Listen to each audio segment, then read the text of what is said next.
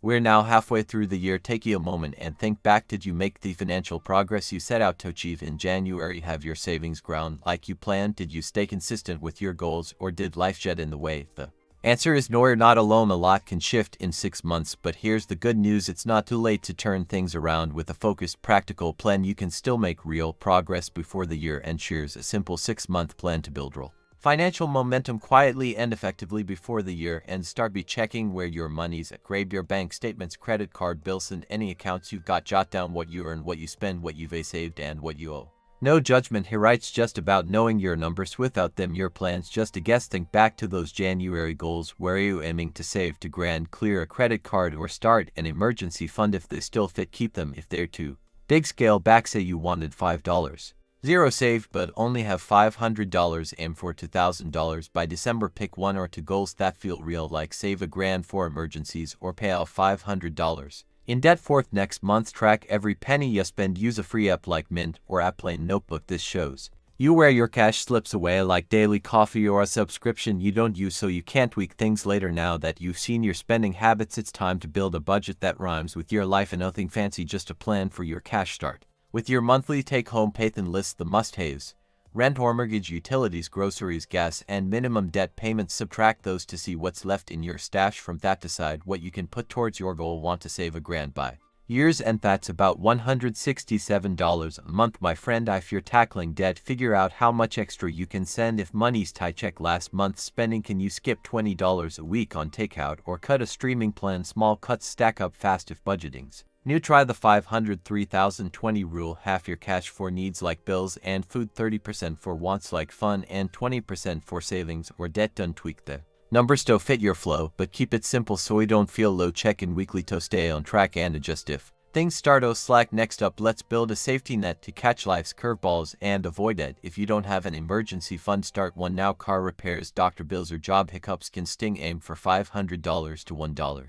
Zero in a separate savings account. Buyers, and if that's a stretch, even $100 or $200 is a win. Look for a high yield savings account. Online banks often give 4 to 5% interest, making your money grow with no descent. Set up an automatic transfer, maybe $25 a week from checking to savings, so it feels like a breeze. If you've already got an emergency fund, add more or shift to your next goal, like clearing debt, to keep your progress bold. It's all about the habit of saving, even if it's small, to keep your finances from a fall. Tackle high-interest debt like credit cards with rates that make you sweet. Debt can feel like chains, so let's break them with gains. List your debt, how much you owe, the interest rate, and minimum payments you know to pass. Use both help you cruise. The snowball method pays the smallest debt first for a quick win that bursts. The avalanche hits the highest interest rate to save more cash before it's too late. Avalanche saves money long-term, but snowball keeps your spirit firm. Pick what feels right for your fight. Put extra budget money toward your chosen debt while paying minimums on the rest to stay correct. Go to $1. Credit card with a $30 minimum. Try $100. If your budget can spin extra cash from a refund or gig, throw it at debt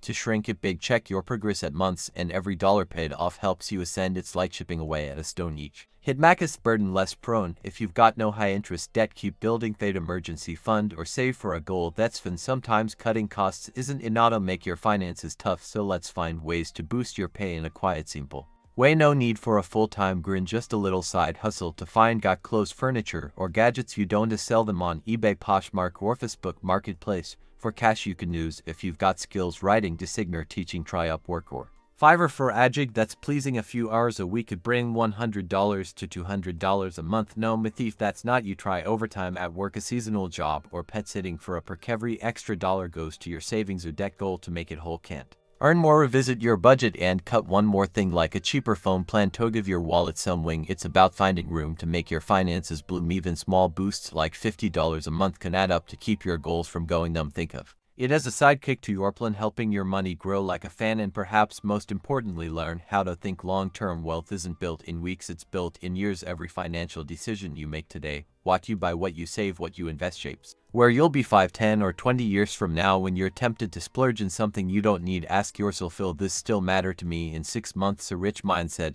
isn't about denying yourself forever, it's about choosing what matters most. Future Peace of mind over present impulse. At some point you'll want to make your money harder to access. It sounds weird, but when you keep everything in one account it's too easy to dip into your savings. Create separate accounts, one for bills, one for short-term savings, one for long-term investing. Use naming hacks if you want: label one freedom fund or my first property. The psychological trick works when your money is organized and out of easy reach. You're more likely to stick to the plan. Also start building an emergency fund early. Unexpected things will happen: medical bills, job loss, car trouble, and nothing derails a savings plan faster than dipping into your investments to cover a crisis. A simple rule is to aim for 3 to 6 months of expenses saved. Start with just $500 if that's all you can do. The key is to begin. It's peace of mind that protects everything else you're building. Over time this plan becomes easier. At first it takes effort. You're making new decisions, you're thinking more before spending. But after a few months it becomes normal. You'll start seeing small balances grow. You'll notice fewer impulsive purchases. You'll feel more prepared when